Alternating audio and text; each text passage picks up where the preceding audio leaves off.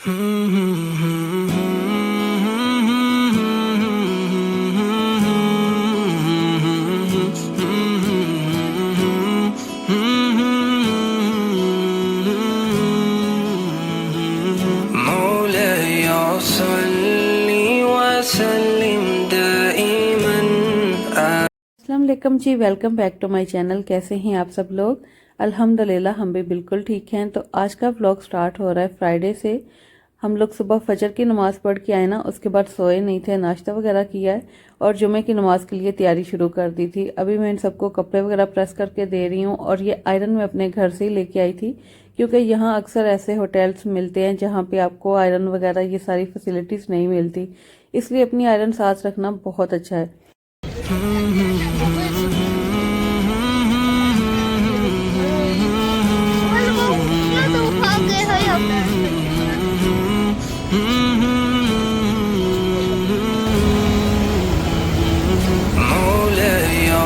सीधे खड़े हो जाओ दोनों। ऐसे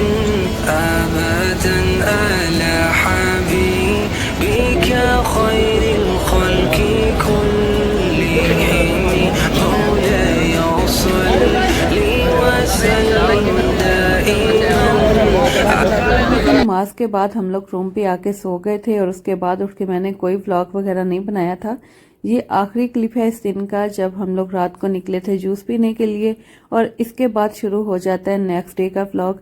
आज हमारा आखिरी दिन था यहाँ पे और सुबह फजर का टाइम है। हम लोग जा रहे थे मस्जिद नबवी की बेसमेंट में, यहाँ हम लोग अपनी गाड़ी पार्क करेंगे और फिर ऊपर जाके हम लोग नमाज पढ़ेंगे।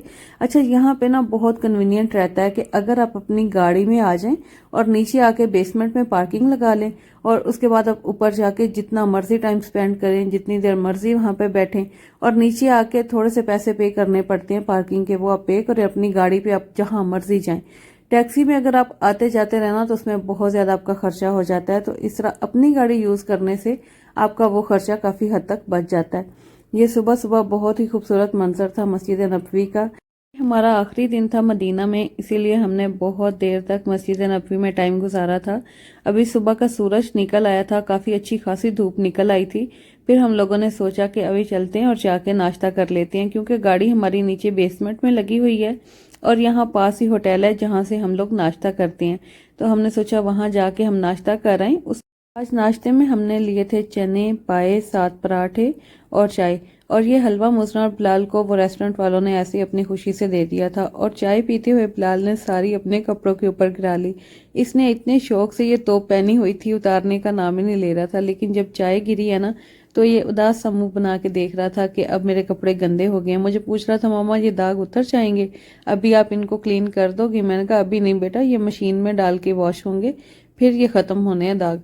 तो ये ना बड़ा उदास सा मुंह बना के खड़ा हुआ था। इसके बाबा ने कहा चलो कोई बात नहीं, मैं अपने बेटे को अभी इधर से न्यू तोप लेके देता हूँ।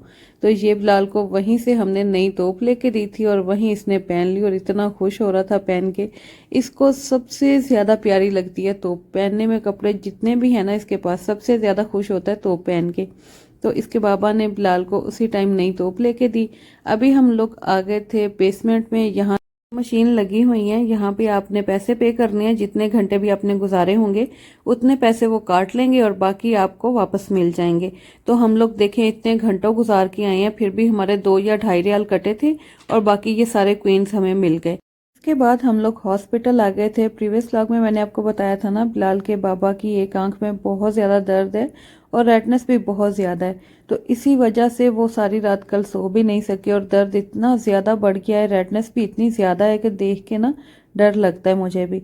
तो मैंने सोचा हम लोग बाद में उम्रा के लिए निकलेंगे, पहले हम लोग जाएंगे हॉस्पिटल, वहां से हम दिखाएंगे कि क्या प्रॉब्लम है, क्यों इतनी ज्यादा रेडनेस हो रही है।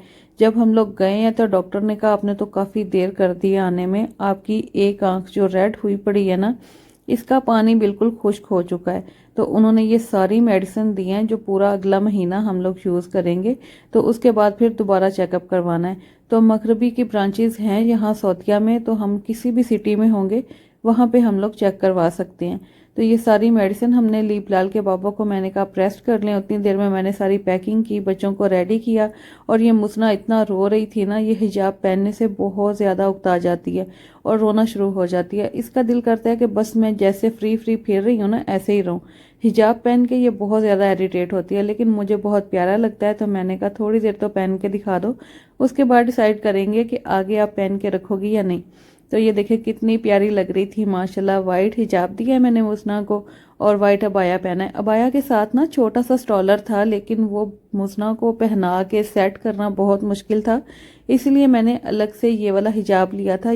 हिजाब बहुत कंफर्टेबल रहते हैं और इनको पहनाना भी बहुत इजी है।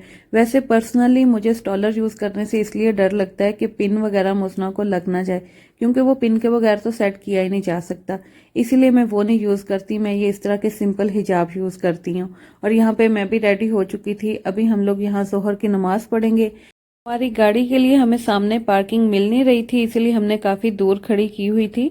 अभी बिलाल के बाबा गाड़ी लेने गए हुए हैं और मैं बच्चों को लेके तैयार होकर खड़ी हूँ। इंशाल्लाह जैसे वो आएंगे मुझे फ़ोन कर देंगे तो मैं ये सारा सामान लेके नीचे जाऊंगी और फिर इंशाल्लाह हम यहाँ से निकलेंगे। मुसना ने अपना अबाया उतार दिया है, ओनली हिजाब पहना हुआ है।